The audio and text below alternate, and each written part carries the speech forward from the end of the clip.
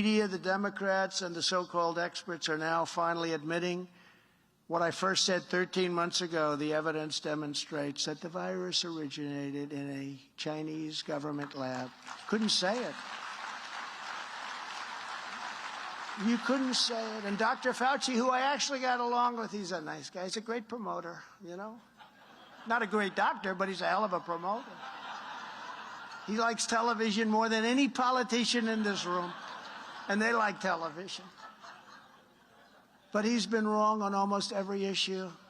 And he was wrong on Wuhan and the lab also, very wrong.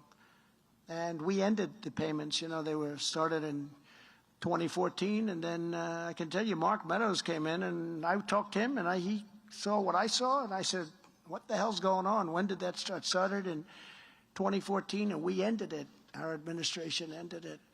But generally speaking, I went the opposite way of Dr. Fauci, what he was saying. For instance, Fauci said, do not close our borders to China or Europe. But I did it anyway.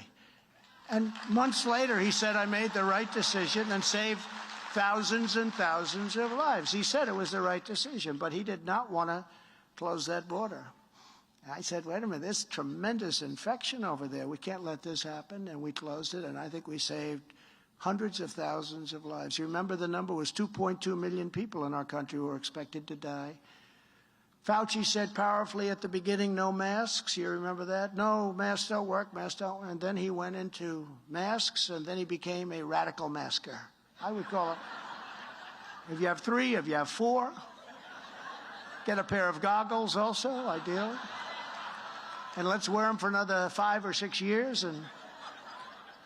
But Fauci has perhaps never been more wrong than when he denied the virus and where it came from. The time has come for America and the world to demand reparations and accountability from the Communist Party of China. We should all declare within one unified voice that China must pay. They must pay.